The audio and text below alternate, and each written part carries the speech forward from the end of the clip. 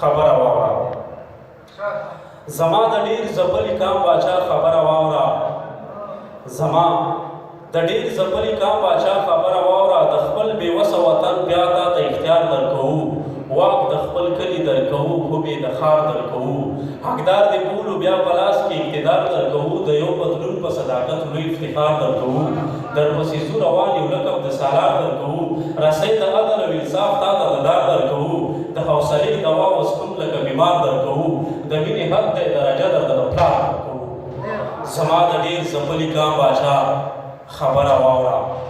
په دې سپېڅلې مقدسه خاوره جنګ ولې دی د دې حالاتو په قفس کې ولس تنګ ولې دی د دې ښایسته وطن تقدیر داسې بدرنګ ولې دی هر یو وګړی د دې وران وطن ملنګ ولې دی د قلمونو صفو کړی دومره زنګ ولې دی د هر چا لاس په خپلو وینو باندې رنګ ولې دی د محبت نه د نفرت که دومره دنګ ولې دی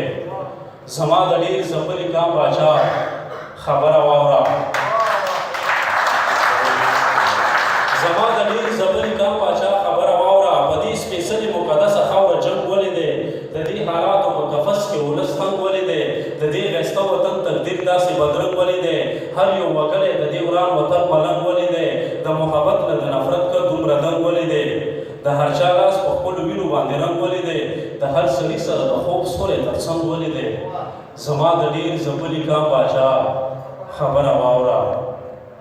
زما د ډېر ځپلي کام باچا خبره واوره ستا په ځولۍ کې اچوو د امیدونو تخم درنه ضیا نه شي زموږ د ارمانونو تخم په هر یو ذهن دی راخور ستا د فکرونو تخم کرو په ځمکه د احساس د الفتونو تخم لاسو کې شیش ډولا د امن د سوالونو تخم هر څوک راوړي دلته د خپلو مذهبونو تخم لرې کول غواړي له دې ځای د ورونو تخم د زړه په نرمه غواړو ستا د کردارونو تخم زما د ډېر ځپلي کام باچا خبره واوره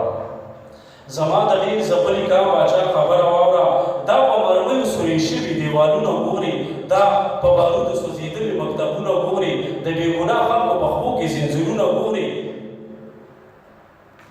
د بېګناه خلکو په خپو کې زنځیرونه ګوري زخمي سجدې او شهید شوي جوماتونه ګوري د چا له ویرې نه بند شوي مکانونه ګوري په هدیرو کې د ژوندو خلکو قبرونه ګوري د خپل ولس په ډکو سترګو کې سوالونه ګوري په دې سوالونو کې دننه ځوابونه ګوري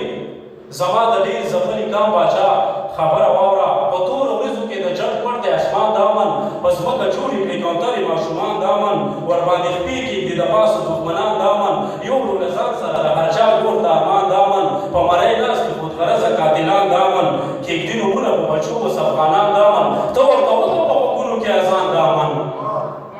زما د ډېر ځپلي کام باچا خبره واوره د دې نظام تکمیل پکار دی بل نظام پکار دی د دې تیارو خلاف باچا جدي اقدام پکار دی د جهالت او انتشار نه انتقام پکار دی د دې سپېڅلې خاورې قدر احترام پکار دی د نفرتونو د جنګونو قتلیام پکار دی داسې رهبر چې وي صادق زموږ ته کام پکار دی د ولس خوب نشته باچا د دوی ارام پکار دی مبارزې ته خو دې وسي د دوام پکار دی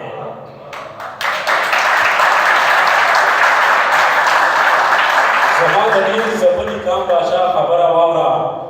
د دې وران شوي وطن درد خپل که احسان به دې وي که شر ته لاړې